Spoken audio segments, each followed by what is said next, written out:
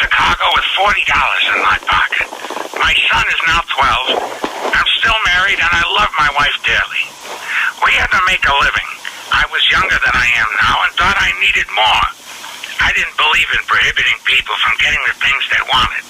I thought prohibition was an unjust law, and I still do. Forget the romanticized Hollywood version. We're diving into the real story of the American Mafia. It's brutal, it's violent, and it's ugly. These men wanted power and they'd do anything to get it. February 14th, 1929, at a Chicago garage, 4 men dressed as police officers line up 7 rival gangsters against a brick wall. The rat-a-tat-tat of Thompson submachine guns rips through the air. This was the St. Valentine's Day Massacre. It wasn't just a gangland killing, it was a declaration of war. It showcased the chilling display of the Mafia's ruthless efficiency. From its Sicilian roots to its explosive growth during Prohibition, the Mafia's story is deeply embedded in the fabric of American history. Get ready for a journey through the shadowy underworld of organized crime where loyalty is tested, betrayal is commonplace, and the stakes are always life or death.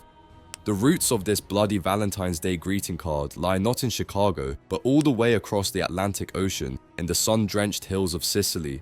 The south of Italy is a land steeped in tradition and honor. Hence, they had a code of silence known as omerta. This code, designed to protect close-knit communities from outside interference and government intrusion, also cultivated an environment ripe for gangs. It emphasized loyalty, discretion, and a deep-seated mistrust of authority.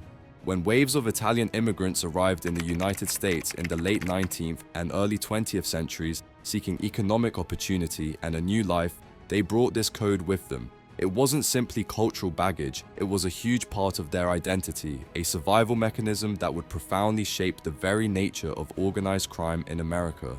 A historian said, "The Mafia was not simply imported from Sicily, it was nurtured and transformed by the American environment." And they were right. The bustling streets of New York, Chicago, and other major cities provided fertile ground for the seed of destruction to take root and flourish. But it wasn't only their code, it was also American laws that helped them succeed, and you'll never believe how.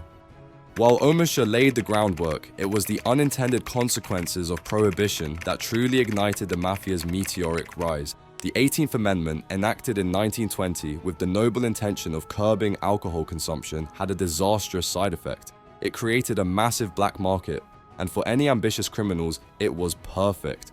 This was a golden opportunity, a chance for them to seize control of a lucrative and largely unregulated industry. The Mafia, with its established networks, its ingrained code of silence, and its willingness to use violence, was perfectly positioned to capitalize. As former FBI agent Joe Pistone put it, Prohibition was the greatest single boon to organized crime in American history.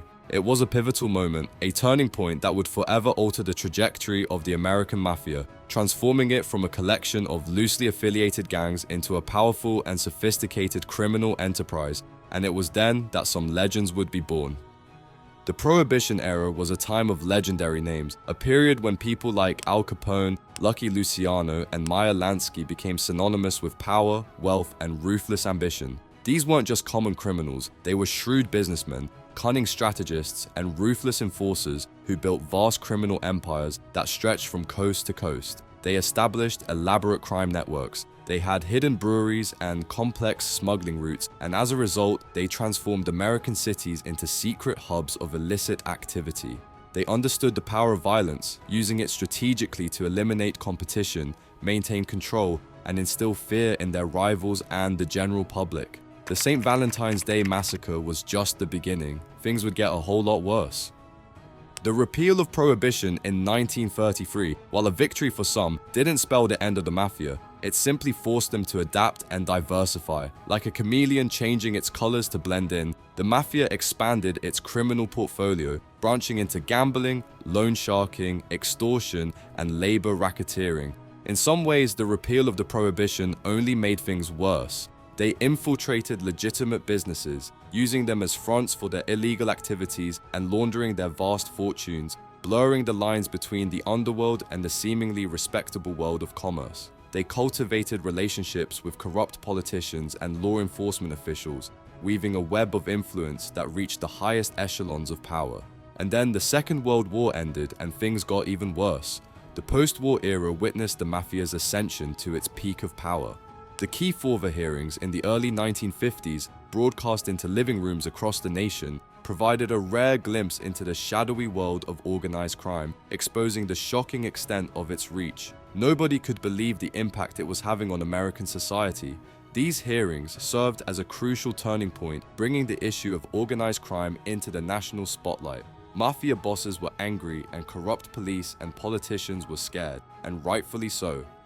The latter half of the 20th century saw law enforcement agencies intensify their efforts to dismantle the Mafia's intricate network, deploying new strategies and utilizing innovative technologies to penetrate its layers of secrecy. The RICO Act of 1970, a powerful legal weapon specifically designed to combat organized crime, allowed prosecutors to target entire criminal organizations, not just individual members, disrupting their operations and dismantling their hierarchical structures. Undercover operations, like Joe Pistone's perilous infiltration of the Bonanno family, provided invaluable intelligence, peeling back the layers of secrecy that shrouded the Mafia's inner workings and exposing its complex web of relationships, rituals, and codes of conduct. This was an attack, an all-out war on the Mafia, and it worked. It gradually eroded the Mafia's dominance. However, the Mafia didn't simply vanish, it evolved again. This time, it morphed into a more decentralized and less visible entity. It adapted its tactics, embracing new technologies and exploiting new opportunities for criminal enterprise, proving its remarkable resilience and adaptability. The Mafia's hierarchical structure, a rigid pyramid of power with clearly defined roles and responsibilities, has been instrumental to its survival. From the boss, the undisputed leader at the apex of the pyramid, to the capos, who oversee specific crews and territories, down to the soldiers, who carry out the organization's dirty work, each member occupies a specific niche within the intricate machinery of the Mafia. They were almost like an ant colony. This rigid structure, combined with the pervasive code of omerta, which demands absolute loyalty and discretion, makes it exceptionally difficult for law enforcement to penetrate and dismantle these tightly knit organizations. It's a system built on a foundation of loyalty, fear, and the unwavering expectation of obedience, a system that has proven remarkably resistant to outside pressure. But that was coming to an end, and now they mainly live on through pop culture. The Mafia's influence on popular culture is undeniable, through countless films, television shows, books, and even video games, from the iconic The Godfather, with its portrayal of family loyalty and betrayal, to the critically acclaimed The Sopranos, which explored the psychological complexities of Mafia life. These narratives have captivated audiences for decades. However, this romanticized image, while undeniably captivating, often obscures the brutal reality of organized crime, the violence, the exploitation, and the devastating impact it has on individuals, families, and entire communities. It's essential to remember that behind the glamorous facade lies a world of suffering, a world where human lives are treated as disposable commodities. So that was their past, but what about their future? Well, the future of organized crime, including the American Mafia, is a constantly shifting landscape shaped by the relentless march of technological advancements, the increasing interconnectedness of the global economy, and the ever-evolving dynamics of the criminal underworld. As technology continues to advance at an exponential pace and globalization intensifies, criminal organizations are likely to become even more sophisticated, more transnational, and more adept at exploiting new vulnerabilities. They will continue to adapt their tactics, embracing new technologies like cryptocurrency, the dark web, and encrypted communications to enhance their operations and evade law enforcement. Law enforcement agencies face the daunting challenge of adapting their strategies and embracing new technologies to effectively combat these evolving threats. It's like a game of cat and mouse. The fight against organized crime is a constant race against time, a constant effort to stay one step ahead of those who seek to operate outside the boundaries of law and order. It's a battle that requires constant vigilance, innovation, and a deep understanding of the complex forces that drive organized crime. The saga of the Mafia in America is a complex and multifaceted narrative, a story of immigration, ambition, violence, adaptation, and the enduring struggle between order and chaos. It's a story that continues to unfold. What are your thoughts on the Mafia's enduring presence in American society? Share your insights, perspectives, and questions in the comments below. Thank you for joining us on this exploration of the Mafia in America. See you in the next video.